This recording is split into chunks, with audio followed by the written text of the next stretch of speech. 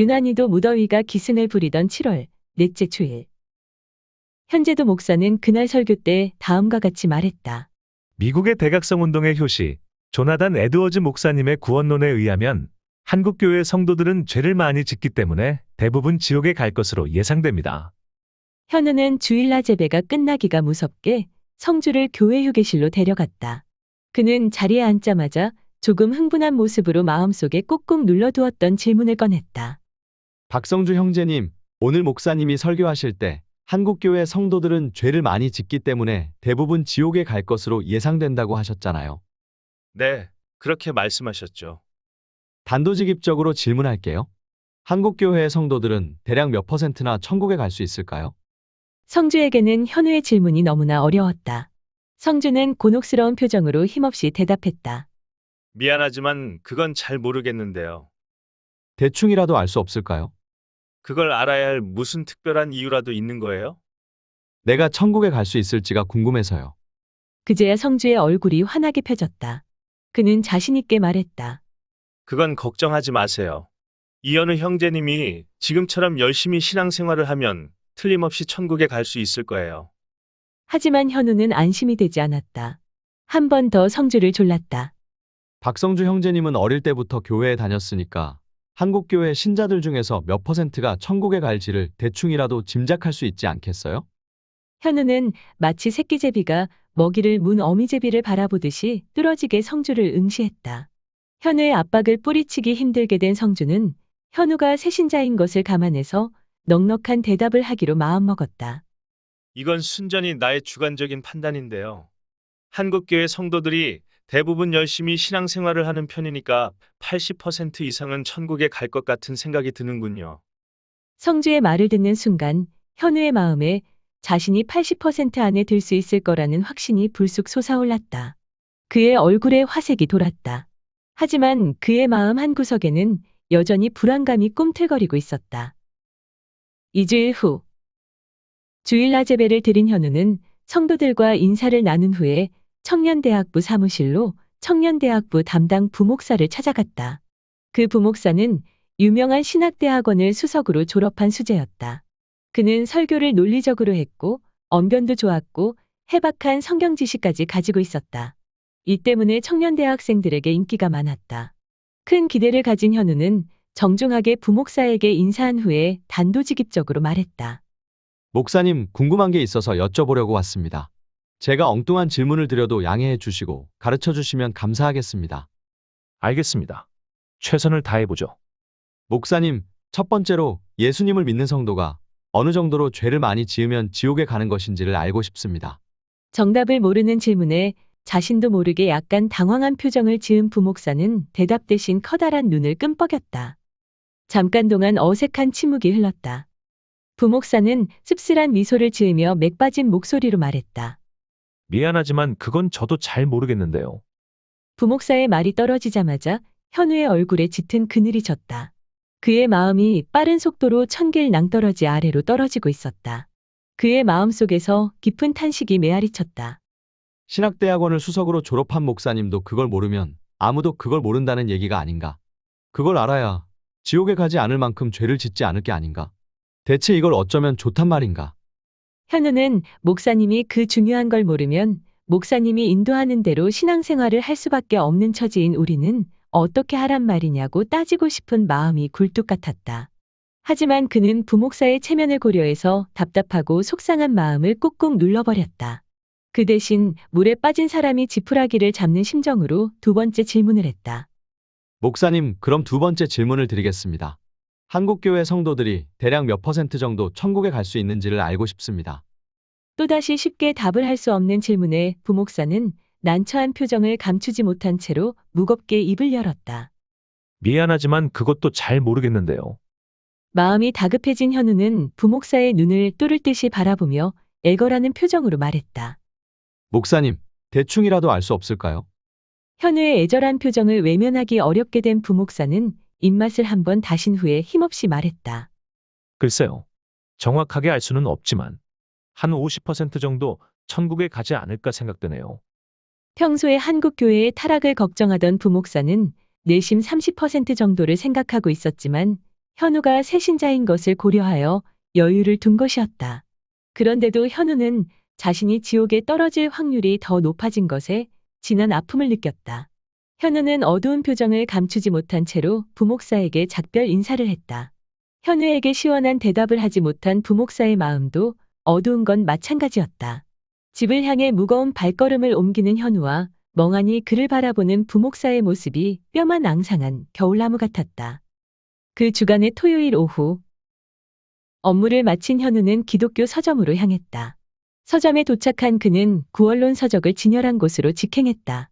잠시 책을 살피던 그의 눈에 지옥에 가는 크리스천들이란 제목의 책이 확 들어왔다. 즉시 책을 뽑아들고 서문을 훑었다. 서문의 첫 머리부터 부담스러운 성경 구절이 적혀 있었다. 마태복음 7장 21절. 나더러 주여 주여 하는 자마다 천국에 다 들어갈 것이 아니요 다만 하늘에 계신 내 아버지의 뜻대로 행하는 자라야 들어가리라. 서문의 첫머리에 이 구절을 적은 저자는 나는 17번이나 천국에 갔다 왔다고 주장하는 한 여성의 간증을 소개했다. 그녀는 다음과 같이 주장했다. 제가 천국에서 만난 주님은 기독교인들 중에 20%만이 주님이 기뻐하시는 신앙인이라고 말씀하셨습니다.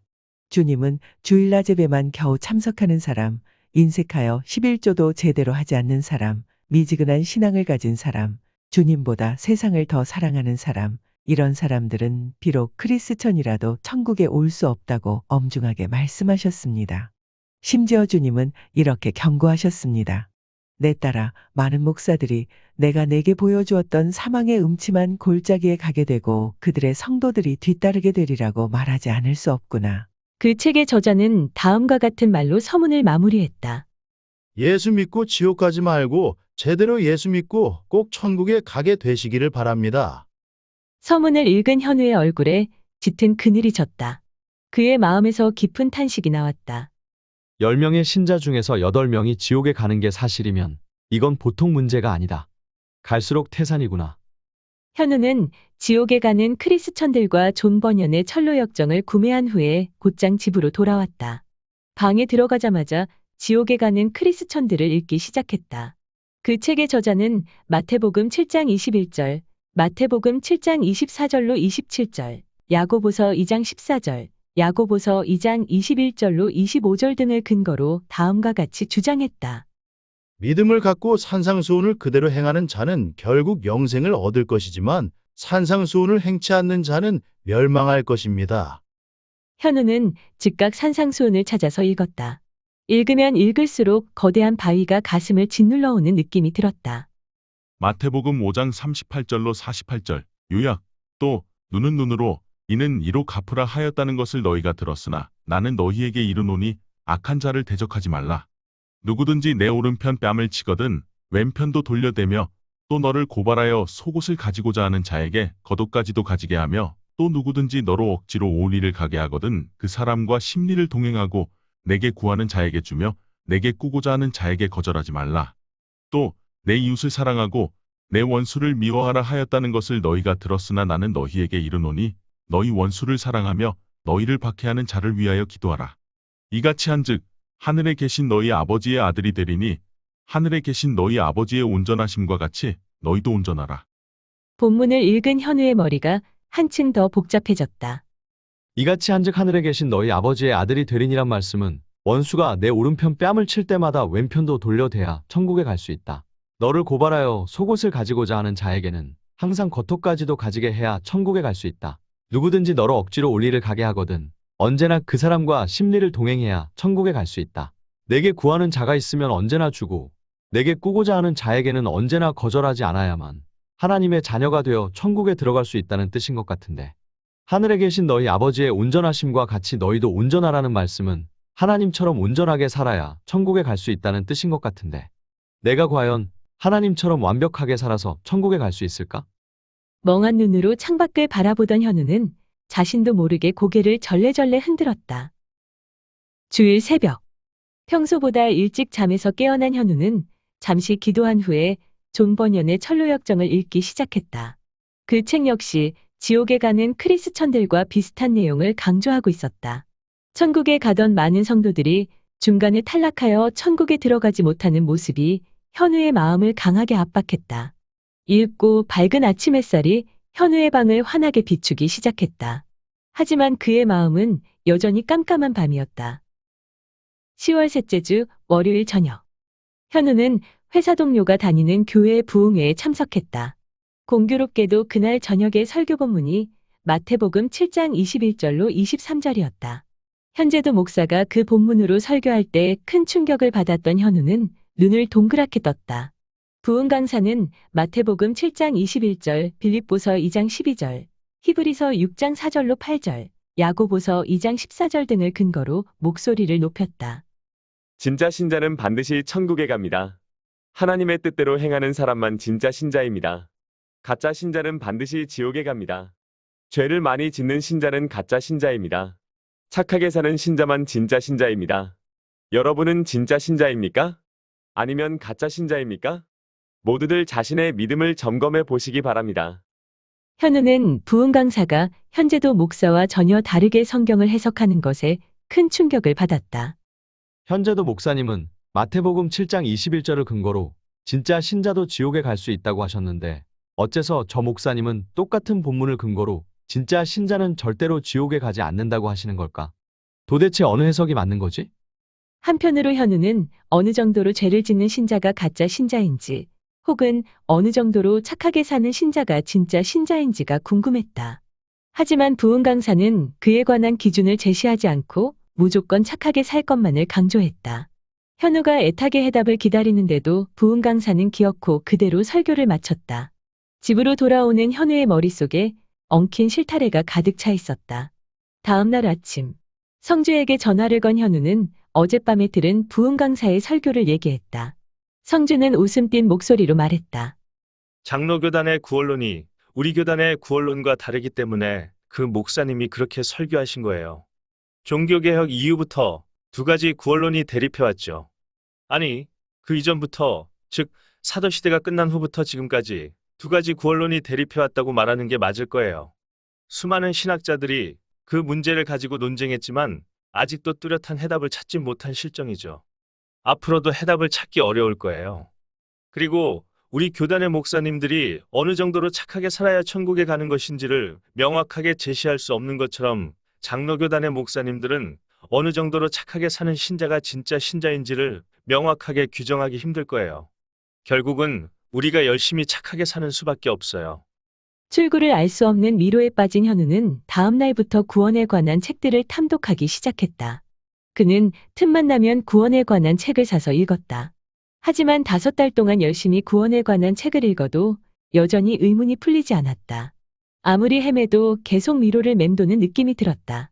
마음이 다급해진 그는 구원에 관한 책 읽기를 중단하고 천국에 가는 20%의 신자들 중에 포함되기 위한 힘겨운 투쟁에 뛰어들었다.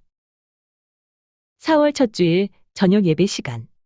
현은의 교회에서 성경 인형극 전문가를 초청하여 인형극 한 편을 보여주었다. 공연 내용은 부자와 나사로의 비유였다. 공연자는 지옥불에서 고통당하는 부자를 소름이 끼칠 정도로 섬뜩하게 묘사했다. 공연을 관람하던 대부분의 어린이들이 공포에 질려서 벌벌 떨었다. 어른들 중에도 몸서리를 치는 이들이 많았다. 숨막히는 인형극을 끝낸 공연자는 교회당의 전등을 모두 끄게 했다. 잠시 후에 전등이 꺼졌다. 창문을 타고 들어온 희미한 달빛이 어두운 교회당의 분위기를 더욱 음산하게 만들었다. 공연자는 거기에 모인 사람들이 당장 지옥으로 떨어질 것처럼 두 눈을 부라리며 큰 소리로 외쳤다. 여러분, 지은 죄를 모두 회개하세요. 지옥에 가지 않게 해달라고 간절히 기도하세요. 회개하지 않으면 여러분도 부자가 떨어진 지옥불에 떨어질 수밖에 없습니다. 활활 타는 지옥불이 입을 벌리고 여러분을 기다리고 있는 것이 보이지 않습니까? 지옥에 떨어진 부자의 울부짖는 소리가 들리지 않습니까? 죄를 짓지 않아야 천국에 갈 수 있습니다. 죄를 지었으면 철저하게 회개해야 지옥에 떨어지지 않습니다. 자, 다 같이 회개하며 통성으로 기도합시다. 공연자의 말이 끝나기가 무섭게 지옥의 공포에 사로잡힌 아이들이 엉엉 울기 시작했다. 어른들 또한 소리를 높여서 부르짖었다. 현우는 울부짖지는 않았지만 두 손을 꽉 잡고 간절히 기도했다. 하나님 아버지, 제발 저희 죄를 용서해 주시고 저를 천국에 데려가 주세요. 제발 제가 지옥에 가지 않게 도와주세요.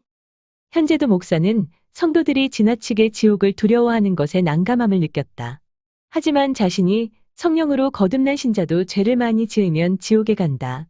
나도 내가 지옥에 갈까 겁난다고 설교하는 처지였으므로 속수무책으로 지켜볼 수밖에 없었다. 지금까지 이화영 목사님의 책 신철로 역정을 낭독해 드렸습니다. 다음 시간에 계속 낭독하겠습니다. 시청해 주셔서 감사드립니다. 성경이 가르치는 구원에 관한 자세한 설명은 발칵 뒤집힌 기독교 구원론을 참고하시기 바랍니다. 이 책은 교보문고, 가피플, 영풍문고, 알라딘 등에서 구입하실 수 있습니다. 구독, 좋아요, 공유는 방송을 하는데 큰 힘이 됩니다. 시청해 주셔서 감사드립니다.